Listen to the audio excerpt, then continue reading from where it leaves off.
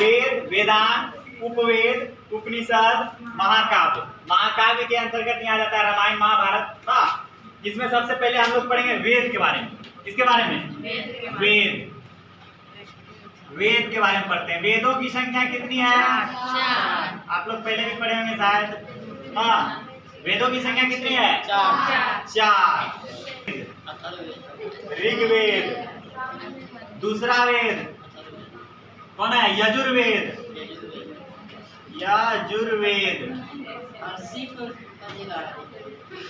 यजुर्वेद। दूसरा वेद क्या है? यजुर्वेद है। तीसरा सामवेद, सामवेद। चौथा क्या? अथर्ववेद, अथर्ववेद। वेदों की संख्या कितनी? 4। कौन कौन? ऋग्वेद, यजुर्वेद, सामवेद, अथर्ववेद। ना, वेदों की संख्या कितनी है?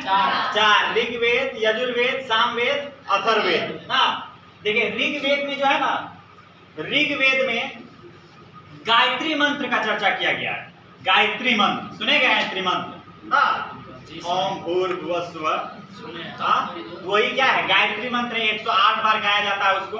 और ये मंत्र जो है ना, सूर्य को समर्पित है। सूर्य को समर्पित है, मतलब सूर्य की आराधना के लिए किस मंत्र का उपयोग किया जाता है? गायत्री मंत्र का उपयोग किया जाता है। और गायत्री मंत्र किससे लिया गया है? ऋग्वेद से लिया गया है। ऋग्वेद में जो है गायत्री मंत्र की चर्चा की गई है। और है इसमें वर्ण व्यवस्था की चर्चा किया गया। वर्ण व्यवस्था की चर्चा किसमें किया गया है? ऋग्वेद में। गायत्री में मंत्र, गायत्री मंत्र। वर्ण व्यवस्था, वर्ण व्यवस्था का चर्चा किसमें किया गया? ऋग्वेद में। व्यवस्था। शूद्र का चर्चा सबसे पहले किसमें किया गया? ऋग्वेद में किया गया। शूद्र किसको कहते हैं? शूद्र मतलब वर्ण व्यवस्था के तहत जो है ना, वर्ण व्यवस्था के तहत पहले कितने जाति होते थे? 4 जाति होते थे। वर्ण व्यवस्था के तहत कितने जाति होते थे? 4 जाति होते थे, जो कि महाभारत में पढ़ाए होंगे ना। तो जिसमें कि कौन कौन होता था? ब्राह्मण ना, ब्राह्मण, वैश्य, क्षत्रिय और शूद्र। ब्राह्मण, वैश्य, क्षत्रिय और शूद्र। काल में जो है ना, ऋग्वैदिक काल में, मतलब ऋग्वेद में जो है जाति को जो है कैसे बांटा गया था? जाति किस आधार पर बांटा था उस समय? कार्य के आधार पर, कर्म के आधार पर जाति को बांटा गया था। कर्म के आधार पर जाति को बांटा गया था, जिसमें कि जिस व्यक्ति का काम, मतलब समाज के जो व्यक्ति शिक्षा देने का काम करता था, वो कौन, किस जाति के अंतर्गत आता था? ब्राह्मण जाति के अंतर्गत आता था ना। जो समाज में शिक्षा देने का काम करता था वो किस जाति के अंतर्गत आता था? ब्राह्मण जाति के अंतर्गत आता था। और जो रक्षा करता था, जो रक्षा करने का काम करता था, वो किस जाति के अंतर्गत आता था? क्षत्रिय ना, क्षत्रिय ना। जो रक्षा करने का काम करता था वो क्षत्रिय जाति के अंतर्गत आता था। उसके बाद वैश्य, जो व्यापार बिजनेस करता था, वहां मत बैठो गिलेगा मैं, जो क्या करता था? व्यापार या बिजनेस करता था, वो किस जाति के अंतर्गत आता था? वैश्य जाति के अंतर्गत आता ना। वैश्य, जैसे कि अभी भी आता है इसमें, इसके अंतर्गत कौन आता है अभी? जैसे कि हो गया मारवाड़ी लोग सब अभी भी बिजनेस में क्या है, बहुत आगे, और बनिया सब आता है। वो सब क्या है, मतलब उस समय के अनुसार वर्ण व्यवस्था के अंतर्गत वो किस जाति में आता? वैश्य जाति के अंतर्गत आता है। किसमें आता है? वैश्य जाति के अंतर्गत आता है। और शूद्र मतलब क्या था? जो मतलब नौकरी करता था या जो सेवा करता था, जो सेवक होता था, उसको क्या कहा जाता था? शूद्र ना। शूद्र मतलब शूद्र सबसे नीचा माना जाता था। शूद्र सबसे नीचा माना जाता था। सबसे इसमें जो उत्तम कौन सा जाति माना जाता था? ब्राह्मण ना।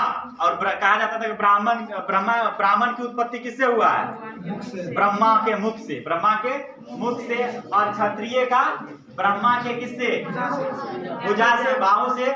और इसका वैश्य का जंघा से, और शूद्र का पैर से, शूद्र का पैर से। इसीलिए शूद्र को हमेशा क्या कहता था? तुम पैर के नीचे रहो ना, हमेशा पैर दबाते रहो, सेवा करो। किसका? मतलब ब्राह्मण का, क्षत्रिय का, वैश्य का, तीनों का सेवा करना किसका काम था? शूद्र का काम था। तो सबसे पहले शूद्र का जो वर्णन है किसमें किया गया है? ऋग्वेद में। किसमें किया गया? ऋग्वेद में। गायत्री मंत्र किसमें है? ऋग्वेद में। और उसके बाद देखिए वर्ण व्यवस्था हो गया इसमें, और दशराज युद्ध का चर्चा किया गया इसमें। दशराज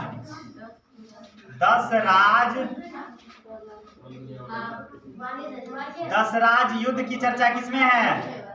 ऋग्वेद में। दशराज युद्ध मतलब देखिए आर्य जब आए थे ना भारत में, तो 10-10 राजा को इकट्ठे वो अकेले हरा दिए थे। मतलब आर्य जब भारत में आए थे तो 10 राजाओं को क्या कर दिया था? हरा दिया था आर्य ने। इसीलिए उसको क्या कहा गया? दशराज युद्ध। क्या कहा गया? दशराज युद्ध। हाँ, और आर्यों की चर्चा भी किसमें है? इसी में है। आर्यों, ठीक लिखे हैं? आर्यों, यारियों हो गया ना? आर्यों होगा, आर्यों। अब ठीक हुआ? आर्यों की चर्चा किसमें है? ऋग्वेद में। अब देखिए यो से यजुर्वेद और यो से युद्ध। यो से क्या? युद्ध। यजुर्वेद में किसका चर्चा किया गया है? युद्ध का। किसका चर्चा है? युद्ध का।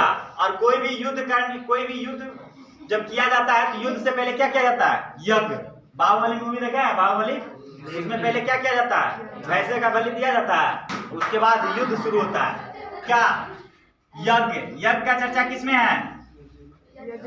यजुर्वेद में। यज्ञ का चर्चा किसमें है? यजुर्वेद में। युद्ध का चर्चा किसमें है?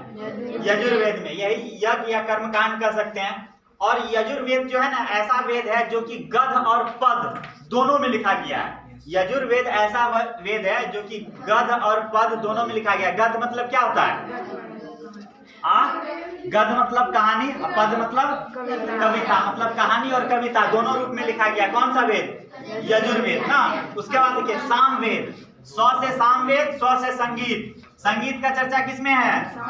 सामवेद में। संगीत। और संगीत जो किसका? संगीत का मूल आधार क्या है? किससे संगीत बना है? 7 सुरों से। 7 सुर क्या है? सा रे ग म प ध नि सा। रे नहीं होगा, 7 सुर ही है। कितना सुर है? 7 सुर है। तो 7 सुरों की चर्चा किसमें है? सामवेद में। 7 सुरों की चर्चा किसमें है? सामवेद में। 7 सुरों की चर्चा किसमें है? सामवेद में। उसके बाद देखिए अथर्ववेद। सबसे बाद में किस वेद की रचना हुई है? अथर्ववेद की। सबसे बाद में किस वेद की रचना हुई है? अथर्ववेद की ना। इसमें जादू टोना वशीकरण विज्ञान सबका इसी में चर्चा है ना। जादू टोना क्या होता है? जादू टोना वशीकरण और क्या? विज्ञान, चिकित्सा।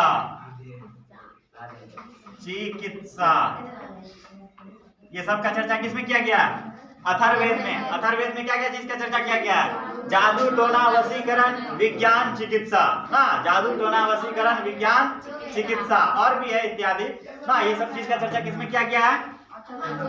अथर्ववेद में ना। अथर्ववेद में। संगीत की चर्चा किसमें है? सामवेद में। संगीत मतलब क्या? 7 सुर। 7 सुरों की चर्चा। 7 सुरों की चर्चा किसमें है? सामवेद में। 7 सुरों की चर्चा सामवेद में। यजुर्वेद में युद्ध और यज्ञ की चर्चा किसमें है? यजुर्वेद में ना। ऋग्वेद में आपका गायत्री मंत्र है। गायत्री मंत्र तो देखिए यहाँ मंत्र से ही समझ जाइए कि पूरा मंत्र का चर्चा किसमें है? ऋग्वेद में। मंत्र का चर्चा किसमें है? ऋग्वेद में। गायत्री मंत्र और बहुत सारा, उसके अलावा बहुत सारा मंत्र है ना। सबसे ज्यादा मंत्रों की चर्चा किसमें किया गया? ऋग्वेद में। वर्ण व्यवस्था का ऋग्वेद में। शूद्र का सबसे पहला वर्णन किसमें किया गया था? ऋग्वेद में। दशराज युद्ध, आर्यों का, आर्यों की चर्चा सब किसमें किया गया? ऋग्वेद में। याद हो गया? कुछ है? अच्छा पूछते हैं, बोलिए। संगीत की चर्चा किसमें किया गया? सामवेद में। युद्ध की चर्चा यजुर्वेद में ना। जादू टोना वशीकरण अथर्ववेद ना। विज्ञान का अथर्ववेद। और चिकित्सा का गायत्री मंत्र का ऋग्वेद में। गायत्री मंत्र का ऋग्वेद में। वर्ण व्यवस्था का ऋग्वेद में। वर्ण व्यवस्था का ऋग्वेद में हो गया। और बताइए शूद्र का चर्चा सबसे पहले किस वेद में किया गया? ऋग्वेद। मंत्रों का चर्चा किसमें किया गया? ऋग्वेद में। सबसे पुराना वेद ऋग्वेद। सबसे पुराना वेद ऋग्वेद ना। सबसे पहले जो ये तीन वेद का ही रचना हुआ था। पहले जो है शुरुआती में ऋग्वेद, यजुर्वेद, सामवेद, यही मात्र तीन वेद का ही रचना हुआ था, जिसे कहते हैं त्रयी। क्या कहते हैं? त्रयी वेद। क्या कहते हैं? त्रयी वेद कहा जाता है। तीनों को क्या कहा जाता है? त्रयी वेद। त्रयी वेद, यही तीनों को क्या कहा जाता है? त्रयी वेद। इसका बाद में रचना हुआ है, अथर्ववेद का बाद में रचना हुआ है, और अथर्ववेद को इसमें शामिल नहीं किया गया है। अथर्ववेद को इसमें शामिल नहीं किया गया। ऋग्वेद, यजुर्वेद, सामवेद को क्या कहा जाता है? त्रयी वेद। क्या कहा जाता है? त्रयी वेद। ऋग्वेद, यजुर्वेद, सामवेद को क्या कहा जाता है? त्रयी वेद। बोला करो तब याद होगा। समझिए? हाँ, इसको लिख लीजिए, उसके बाद तब बताते हैं वेद उपवेद के बारे में बताएंगे। जैसे ऋग्वेद,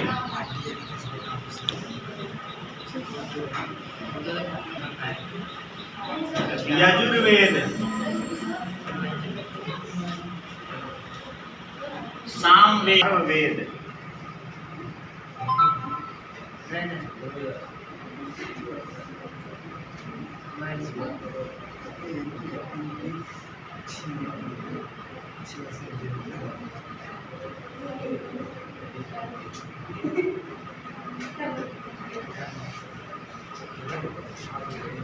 सभी वेद के क्या है? ज्ञाता।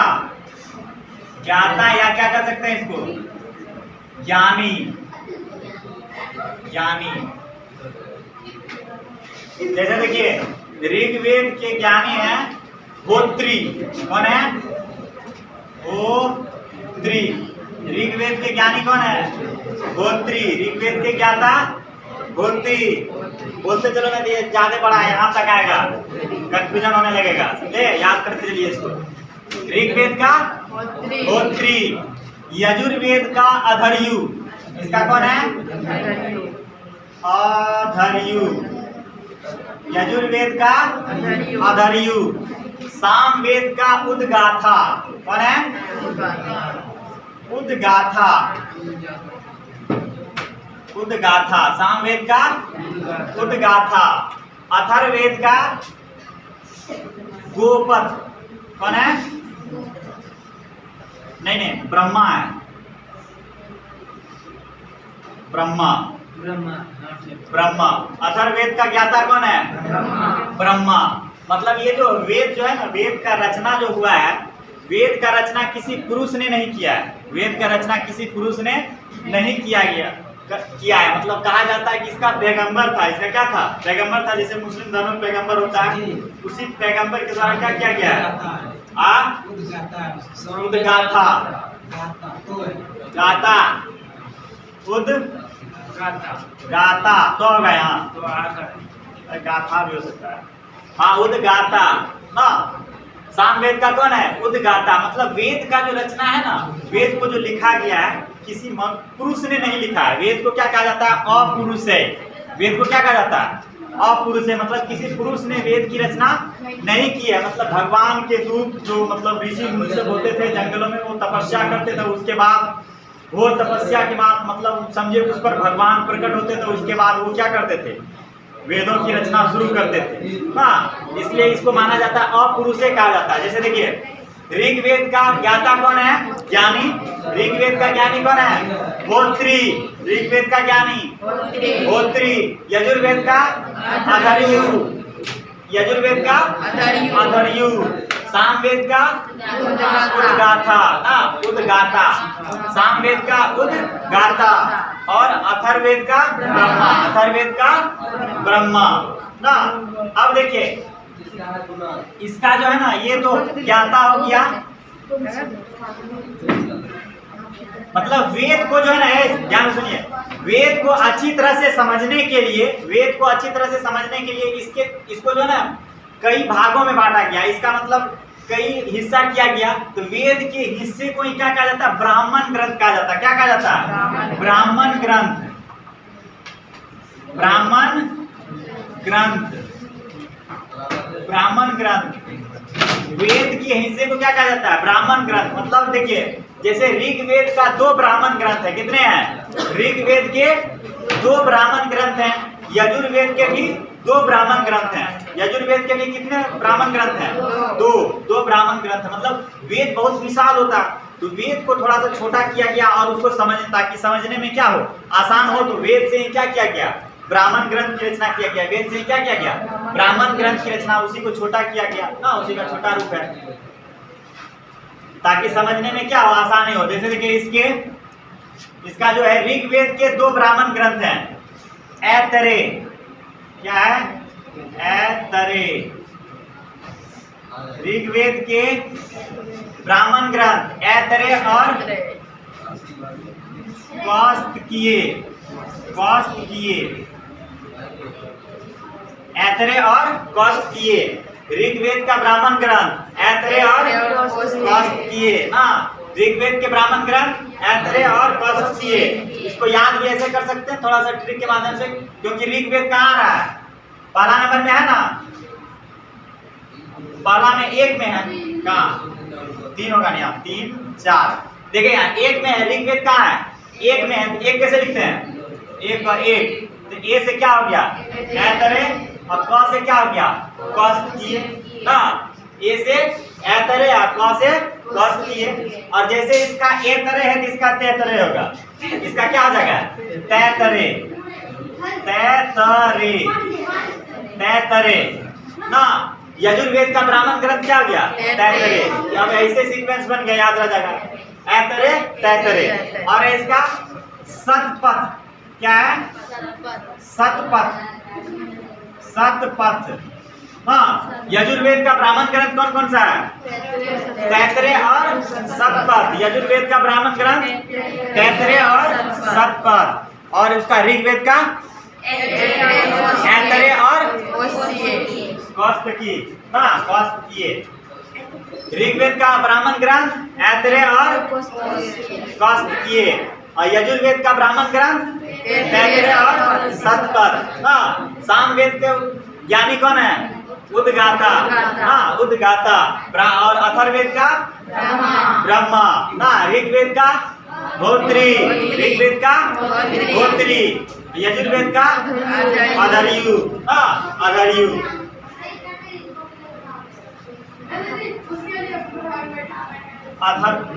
अथर्ववेद का गोपथ, अथर्ववेद का गोपथ है, गोपथ, गोपथ। सामवेद का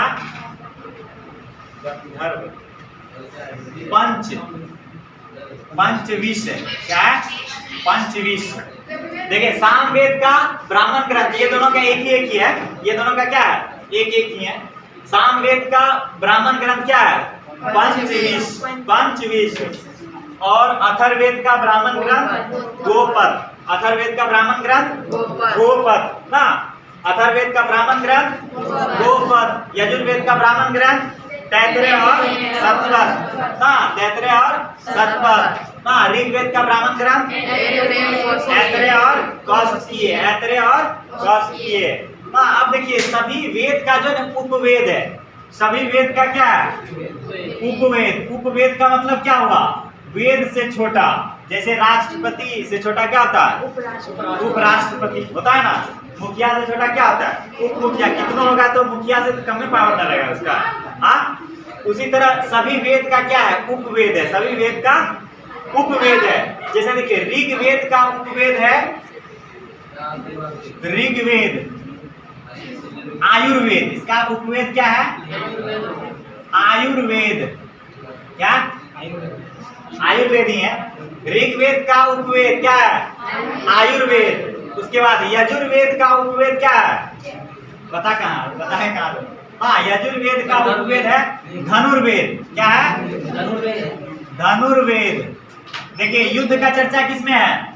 यजुर्वेद में। हाँ, युद्ध का चर्चा यजुर्वेद में। तो युद्ध कैसे होगा? धनुष से होगा। पहले तो तीर धनुष से ही होता था, श्री राम सब जो करते थे युद्ध। हाँ, तो किससे होगा? यजुर्वेद का क्या हो गया? उपवेद धनुर्वेद। यजुर्वेद का उपवेद धनुर्वेद। अब देखिए ये जो है ना सामवेद है, सामवेद में मुख्य रूप से किसका चर्चा किया गया है? संगीत का। संगीत कहाँ से गाया जाता है? गला से, कहाँ से? गला से। तो सामवेद का उपवेद हो गया गंधर्व वेद। क्या हो गया? गंधर्व वेद। गंधर्व वेद, गंधर्व वेद ये गंधर्व वेद। गलत हुआ क्या? गंधर्व वेद अलग होगा, गंधर्व वेद, गंधर्व वेद। सामवेद का उपवेद क्या है? गंधर्व वेद। कहाँ से? देखिए सामवेद का उपवेद क्या है? गंधर्व वेद, क्योंकि सामवेद शिल्प वेद, अथर्ववेद का उपवेद शिल्प वेद। क्या कौन है? शिल्प है, ठीक है। शिल्प ऐसे होता है, वो गलत है। शिल्प वेद, शिल्प कैसे होगा रे? ऐसे होगा कि नहीं? शिल्प, शिल्प हुआ, वेद लगा तो हो गया शिल्प वेद। अथर्ववेद का उपवेद क्या है? शिल्प वेद। अथर्ववेद का उपवेद शिल्प वेद। अब देखिए ये सभी उपवेदों का भी ज्ञाता है, ये सभी उपवेदों का भी क्या है? ज्ञाता है। जैसे देखिए आयुर्वेद के ज्ञाता है प्रजापति। कौन है? प्रजापति। आयुर्वेद के ज्ञाता प्रजापति। धनुर्वेद के ज्ञाता देखो धनुर्वेद। श्री राम भगवान को जो है धनुर्विद्या की शिक्षा किसने दिया था? विश्वामित्र। किसने दिया था? विश्वामित्र। विश्वामित्र, ठीक है, विश्वामित्र। धनुर्वेद के ज्ञाता कौन है? विश्वामित्र। और देखिए गंधर्व वेद के जो ज्ञाता हैं, देखो यहाँ क्या अर्जुन महाभारत है। अर्जुन वहाँ कहाँ था? देखो वो हम ऐसे थोड़ा रिलेटिव बता दिए कि याद करने में थोड़ा क्या होगा, आसानी होगा, समझे? अब देखो जैसे सामवेद के जो है उपवेद क्या है? गंधर्व वेद। और सामवेद में क्या है? संगीत है। और देखो संगीत हमेशा कौन गाते हुए आते हैं? कौन सा भगवान है जो कि हमेशा संगीत? हाँ, नारद जी ना। नारायण नारायण हाथ में क्या रखते हैं? दो को झाल लगते हैं ऐसे। हाँ, नारायण नारायण हमेशा संगीत गाते आते हैं वो। और जहाँ भी जाते हैं सब काम खराब करके चल जाते हैं, खाली झगड़ा लगाते हैं ना। नारद कौन है? नारद। गंधर्व वेद के ज्ञाता कौन है? नारद। गंधर्व वेद के ज्ञाता नारद। अब देखो शिल्प मतलब होता है किसी वस्तु को बनाना, किसी वस्तु को बनाना। जैसे शिल्प उद्योग। शिल्प उद्योग मतलब क्या? शिल्प उद्योग किसको कहेंगे? जहाँ वस्तुओं का क्या होता है? निर्माण होता है। तो वस्तुओं के निर्माण में क्या होता है? सबसे मेन क्या होता है? लोहा वगैरह सब होता है। और लोहा का कौन है मेन? लोहा का हेडक्वार्टर किसके पास है? विश्वकर्मा के पास ना। विश्वकर्मा भगवान ना, विश्वकर्मा। वास्तव में विश्वकर्मा यही से यही है, वही विश्वकर्मा भगवान जिसको पूछते हैं हम लोग, शिल्प वेद के ज्ञाता ना। देखो अब इतना ये हो गया, लंबा चौड़ा, इसको याद हुआ तुम लोग को?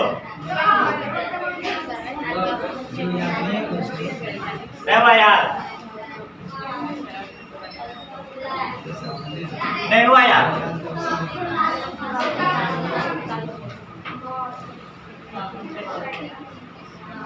अच्छा पूछते हैं हम, याद हुआ? पहले ऐसे अच्छा बता देते हैं, इतना कंफ्यूजन हो जाएगा थोड़ा आप लोग। देखिए ऋग्वेद यजुर्वेद सामवेद अथर्ववेद। ऋग्वेद यजुर्वेद सामवेद अथर्ववेद। हाँ, ऋग्वेद यजुर्वेद सामवेद अथर्ववेद। पहले इसको सीरियली याद रखेगा एकदम ना। उसके बाद देखिए ऋग्वेद का होत्री, ऋग्वेद का होत्री, यजुर्वेद का अधर्यु, यजुर्वेद का अधर्यु, सामवेद का उद्गाता और अथर्ववेद का ब्रह्मा। हाँ, दो को ऊपर नीचे वाला इसे याद रह जाएगा। ऋग्वेद का होत्री और अथर्ववेद का ब्रह्मा। ब्रह्मा को तो नहीं बोल सकते हैं ना, उसके बारे में ज्यादा जानते हैं। अथर्ववेद का ब्रह्मा। यहाँ क्या बच गया? यजुर या अधर्यु ना, दोनों थोड़ा सा मिलता जुलता है। यजुर्वेद का अधर्यु ना, सामवेद का उद्गाता, सामवेद का उद्गाता। अब देखिए इसका बताया थे ऋग्वेद 1 नंबर में, तो 1 ऐतरे और कौस्तुभीय ना। ऋग्वेद का ब्राह्मण ग्रंथ क्या है? ऐतरे और कौस्तुभीय। उसके बाद यजुर्वेद का ऐतरे था, कैतरे कौस्तुभीय, तैतरे हाँ, तैतरे। और उसके बाद सतपथ, या इसका दूसरा ट्रिक ये भी है, पहले आप इसको बोल सकते हैं क्या? सतपथ, क्या बोल सकते हैं? सतपथ। इसमें देखिए तो आ गया तो तो से कर दीजिए दूसरा क्या? तैतरे। हाँ, सतपथ, तो से क्या कर दीजिए? तैतरे। उसके बाद सामवेद का उपवेद क्या है? अति सामवेद का ब्राह्मण ग्रंथ पंचविश।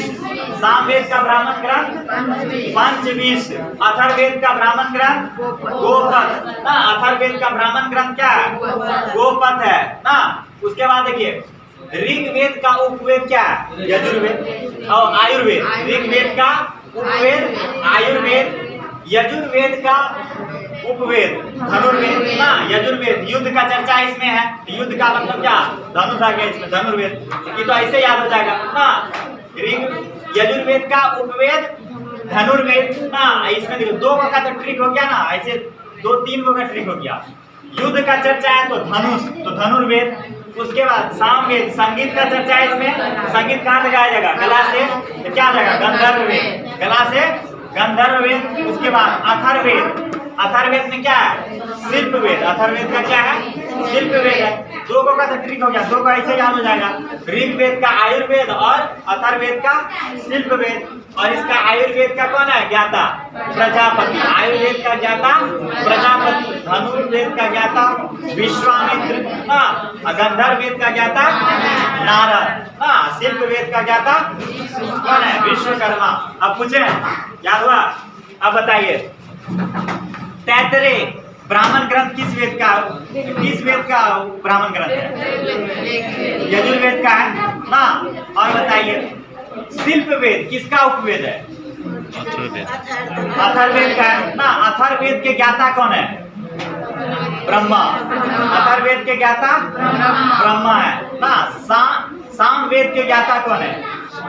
सामवेद के ज्ञाता उद्गाता। उद्गाता हाँ, ज्ञाता उद्गाता। सामवेद के ज्ञाता उद्गाता ना, उद्गाता।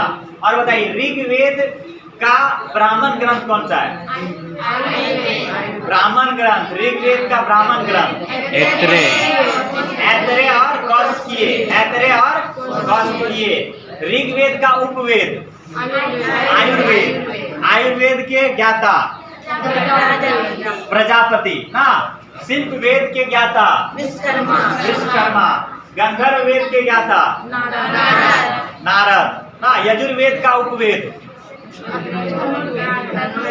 धनुर्वेद। यजुर्वेद का उपवेद धनुर्वेद। यजुर्वेद का उपवेद धनुर्वेद। सामवेद का उपवेद गंधर्ववेद। सामवेद का जो है, सामवेद का ब्राह्मण ग्रंथ कौन सा है? सामवेद का ब्राह्मण ग्रंथ पंचविश ना। और अथर्ववेद का ब्राह्मण ग्रंथ गोपथ ना। अथर्ववेद का ब्राह्मण ग्रंथ गोपथ है ना। गोपथ याद हो गया लगभग? नहीं भैया? और बताइए ऋग्वेद का जो ज्ञाता कौन है? होत्री। ऋग्वेद का ज्ञाता होत्री। सामवेद का उद्गाता कौन है? उद्गाता उद्गाता। उसके बाद गंधर्ववेद किसका उपवेद है? सामवेद का। गंधर्ववेद किसका उपवेद है? सामवेद का। और शिल्पवेद किसका उपवेद है? अथर्ववेद का। आयुर्वेद किसका है? किसका? ऋग्वेद का। नारद किसका ज्ञाता है? गंधर्ववेद का। नारद किसका ज्ञाता है? गंधर्ववेद का। गोपथ किसका ब्राह्मण ग्रंथ है? किस वेद का? गोपथ किसका? अथर्ववेद का। हाँ, और बताइए पंचविश किसका ब्राह्मण ग्रंथ है? सामवेद का ना। लगभग याद हो गया आप लोग को? आ गया, लगभग याद हो चुका है। ठीक है, अब इसको उतार लीजिए। 1750 ईसा पूर्व तक के काल को क्या कहते हैं? क्या कहते हैं?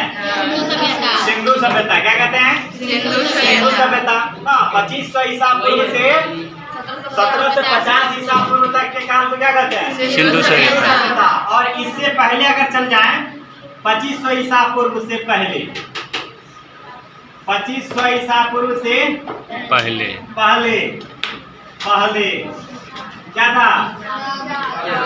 हाँ, पाषाण काल क्या था? प्राग ऐतिहासिक काल, पाषाण काल था। उसके बाद क्या गया? ये सिंधु सभ्यता हो गया। ये क्या हो गया? सिंधु सभ्यता। सिंधु सभ्यता। सिंधु सभ्यता क्यों कहा गया इसको? क्योंकि जितने भी नगर थे सब सिंधु नदी के किनारे, जितने भी नगर थे सब जो जिस नदी के किनारे पर थे वो नदी को फिर उससे कहाँ पर? सिंधु सिंधु नदी में। उसके बाद देखिए 250 साल तक जो है ना कुछ उतना विशेष काम हुआ नहीं। 250 साल मतलब 1700 में 250 घटा देंगे क्या हो जाएगा? 1700 में 250 घटा देंगे तो 1500 बचेगा। क्या बचेगा? 1500 ईसा पूर्व। 1500 ईसा पूर्व। देखिए कि बीच में जो 250 साल का गैप हुआ है ना, ये गैप इसके कारण है, मतलब जैसे देखिए अभी बीच में कोरोना वायरस आ गया तो कोरोना वायरस ने अर्थव्यवस्था चौपट हो गया पूरा देश का। तो अब उसको रिकवर करने में कम से कम कितना लग जाएगा? कम से कम लग जाएगा, कम से कम तो 2-3 साल तो लग जाएगा आराम से ना। उसी तरह सिंधु सभ्यता का जो अंत हुआ 1750 ईसा पूर्व में, तो कैसे अंत हुआ था? बाढ़ के द्वारा, भयानक बाढ़ आया था। एक सभ्यता पूरी तरह से क्या हो गया? चौपट हो गया। उसके बाद जो है, उसके बाद सभ्यता को फिर से रीस्टार्ट होने में, उसको फिर से मतलब पुनः के रूप में स्थापित होने में कितना लग गया? 250 साल लग गया। कितना लग गया? 250 साल लग गया। इसीलिए 250 साल तक कुछ अच्छा काम नहीं हो पाया। उसको रिकवर करने में क्या लग गया? 250 साल समय लग गया। उसके बाद 1500 ईसा पूर्व से 600 ईसा पूर्व 1500 ईसा पूर्व से 600 ईसा पूर्व तक के काल को ये क्या कहते हैं? वैदिक काल कहते हैं। क्या कहते हैं? वैदिक काल। इसका मतलब पहले पाषाण काल, उसके बाद सिंधु सभ्यता क्या आया? नगरीय सभ्यता।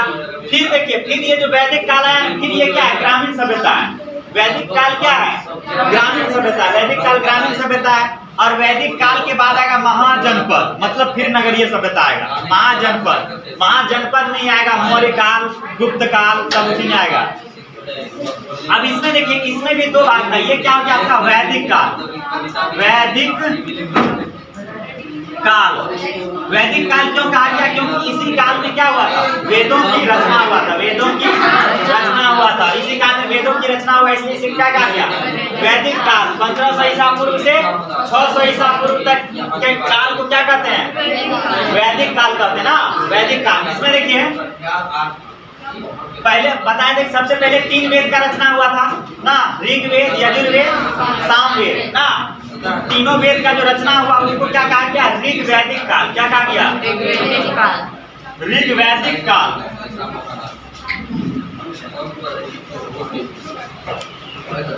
ऋग्वैदिक काल मतलब वैदिक काल कितने तरह के? 2 तरह के। वैदिक काल कितने तरह के? 2 तरह के। ऋग्वैदिक काल का समय क्या था? इसका था आपका 1500 ईसा पूर्व से 1000 ईसा पूर्व। कितना? 1000 ईसा पूर्व। 1500 से 1000 ईसा पूर्व तक के काल को क्या कहा गया? ऋग्वैदिक काल। क्या कहा गया? ऋग्वैदिक काल। उसके बाद दूसरा वैदिक काल जो था उत्तर वैदिक काल आया। क्या आया? उत्तर वैदिक काल। ये कब से कब तक था? 1000 ईसा पूर्व से 600 ईसा पूर्व तक। कब तक? 600 ईसा पूर्व तक। ये क्या हो गया? उत्तर वैदिक काल। बाद में रचना देखिए, इसमें 3 वेद का रचना हो गया था, ऋग्वेद, यजुर्वेद, सामवेद। उसके बाद अथर्ववेद का रचना किसमें हुआ? इसमें हुआ बाद में। अच्छा ये दोनों बताइए, ये दोनों काल में जो है ऋग्वैदिक काल और उत्तर वैदिक काल में अधिक विकसित कौन सा काल होगा? अधिक विकसित कौन होगा? उत्तर वैदिक काल होगा। हाँ, उत्तर वैदिक काल होगा। यही उत्तर वैदिक काल हुआ है जिसमें कि क्या हुआ था? लोहे का आविष्कार हुआ था, लोहे का खोज हुआ। इससे पहले लोहा नहीं था। तांबे का खोज तो कब हो गया था? पाषाण काल में हो गया। क्या हो गया था? उत्तर पाषाण काल में, ताम्र पाषाण काल में तांबे का खोज हो गया। उसके बाद कांसा का खोज किस सभ्यता किस काल में हुआ था? सिंधु सभ्यता में कांसा का, इसीलिए कांसे का युग कहा जाता है किसको? सिंधु सभ्यता को। लोहा का खोज किसमें हुआ? उत्तर वैदिक काल में लोहा का खोज हो गया। हाँ, उसके बाद जो है ना सभ्यता का विकास तेजी से होने लगा, क्योंकि देखिए लोहा से जो है ना होने लगा, क्योंकि लोहा का उपयोग सभी चीज में किया जाता है। छोटे से छोटे हथियार से लेके बड़े बड़े हथियार, कुदाल, खुरपी, कटियार से लेके बड़ा बड़ा जो वाहन है, गाड़ी है, सब में क्या चीज का उपयोग होता है? लोहे का उपयोग होता है। इसके बाद सभ्यता का महाजनपद, मतलब महाजनपद जो था वो ग्रामीण सभ्यता था। क्या था? ग्रामीण सभ्यता था। महाजनपद क्या था? ग्रामीण सभ्यता था।